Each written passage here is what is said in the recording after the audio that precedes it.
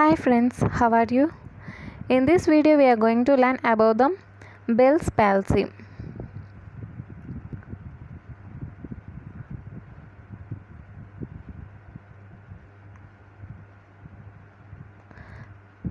Bell's palsy, it is lower motor neuron type paralysis of facial muscles due to the compression of facial nerve in the facial canal near stylomastoid foramen.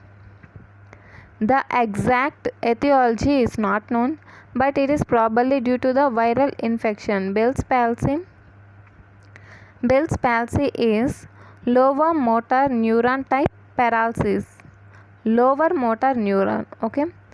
Lower motor neuron type paralysis of facial muscles due to the compression of facial nerve in the facial canal near stylomastoid foramen. The exact etiology is not known, but it is probably due to the viral infection.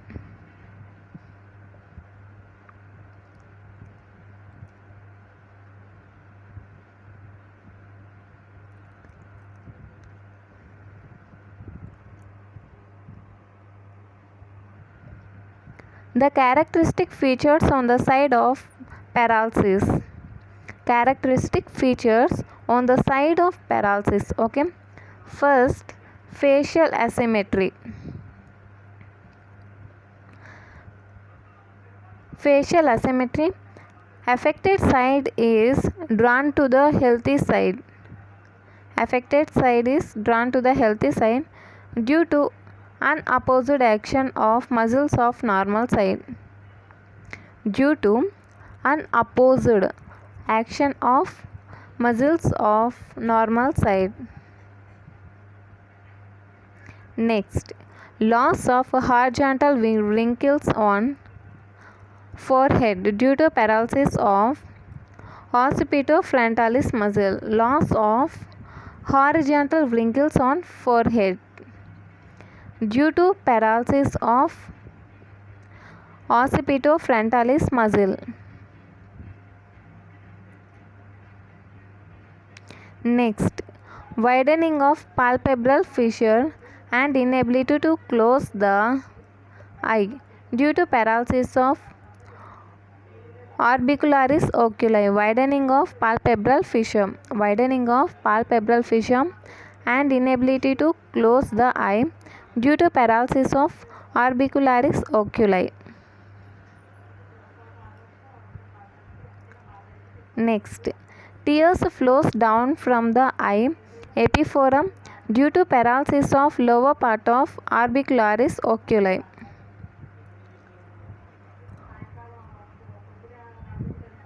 Tears flows down from the eye. Tears flows down from the eye, we call epiphorum, due to paralysis of lower part of orbicularis oculi. Okay. Next, sagging of the angle of mouth. Sagging of angle of mouth towards the affected side and inability of angle of mouth to move upwards and laterally during laughing due to paralysis of zygomaticus major. Sagging of angle of mouth towards the affected side and inability of the angle of mouth to move upwards and laterally during laughing due to paralysis of zygomaticus major. Okay. Next, loss of nasolabial furrow due to paralysis of levator labii superioris aliquo nasi. Loss of nasolabial furrow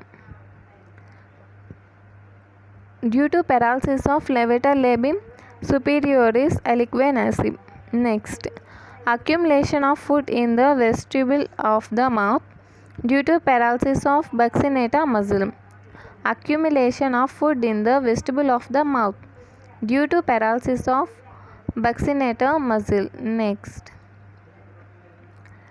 dribbling of saliva from the angle of mouth due to paralysis of orbicularis oris.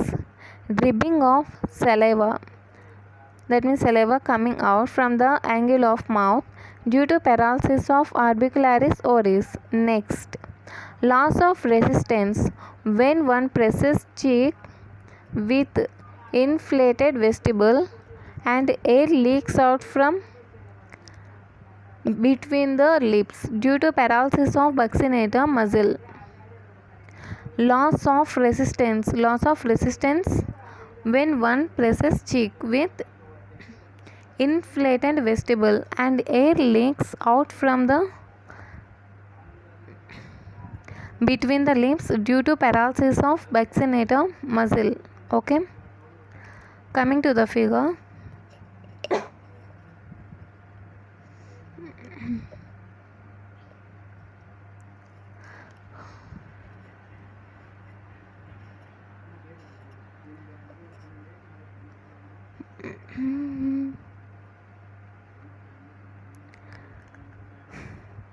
This is the diagram of Bell's palsy on the right side.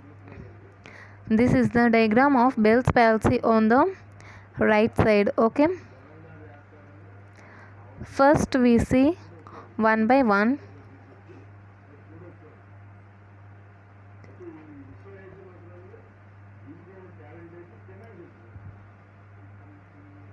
If you observe this diagram, all the structures are pulling to this side. This is affected side. This is the right side and this is the left side and this is the right side. And these all the structures are, if you observe the nose, it is pulled towards the left, as well as the mouth and the muscles, and this also eye. All these are pulled towards the left side. Okay, this left side is a healthy side. Okay, that means if you observe here, face pulled to healthy side, that means the facial, it causes the facial asymmetry. If you observe this, it is facial asymmetry. Okay,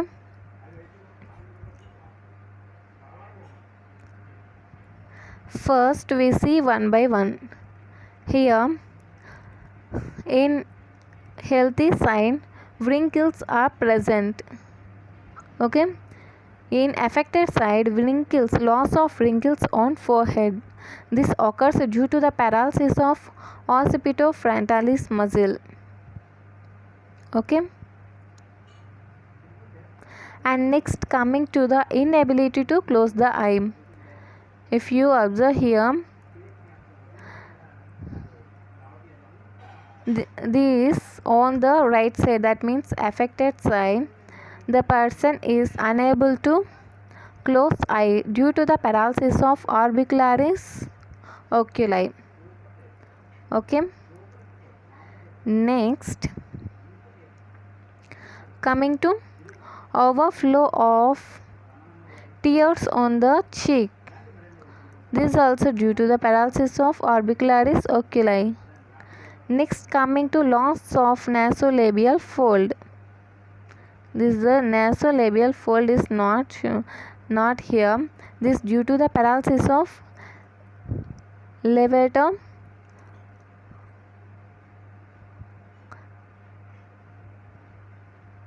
labial superioris. Okay, check once again.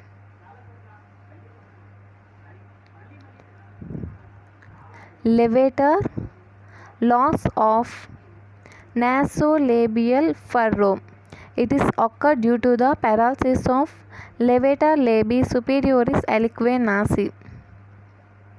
Okay, and next tears flows down from the eye. We call this as epiphora. This is due to the paralysis of lower part of the orbicularis oculi. Next, loss of nasolabial furrow due to the paralysis of levator labii superioris aliquot nasi. And next, dribbling of saliva from the angle of mouth due to the paralysis of orbicularis oris. If you observe here, this drooling of saliva from angle of mouth. This occurs due to the paralysis of orbicularis oris. Okay. What are the features of Bell's palsy? Number 1, loss of wrinkles on forehead. And next, inability to close the eye. And overflow of tears on cheek. Okay, loss of nasolabial fold. And drooling of saliva from angle of mouth. And loss of wrinkles on forehead caused due to the paralysis of occipitofrontalis muscle. And inability to close the eye, it occurs due to the paralysis of orbicularis oculi. And overflow of tears from cheek, it occurs due to the paralysis of lower part of the orbicularis oculi. And next, loss of nasolabial fold or furrow, it occurs due to the levator labis superioris aliquot nasi. This is the muscle. Paralysis of this muscle causes the loss of nasolabial fold. Next, coming to the drooling of saliva from angle of mouth, it occurs due to the paralysis of orbicularis oris. Okay. And also some other features are them, that are loss of resistance over cheek, in inflated vestibule due to presence of air in the mouth. It is caused due to the paralysis of buccinatum. And also other cause of buccinator paralysis is coming out of food from the vestibule of mouth. Okay, these are the features of Bell's palsy. Okay, if you like this video, like, share and subscribe. Thank you. Sorry guys, I forgot to tell you some other. In the upper motor neuron type paralysis of facial muscles due to the involvement of pyramidal tract, the upper part of face is not affected. This part of face remains normal because lower motor neurons supplying this part of face receive corticonuclear fiber upper motor neurons from cerebral cortex of the both sides of bilateral cortical innervation. We call this as bilateral cortical innervation. Once again, in upper motor neuron type paralysis of facial muscle due to involvement of pyramidal tract, the upper part of face is not affected. This part of face remains normal because lower motor neurons supplying this part of face receive corticoneural fibers, that means upper motor neurons from the cerebral cortex of the both sides. Okay, if you like this video, like, share and subscribe. Thank you.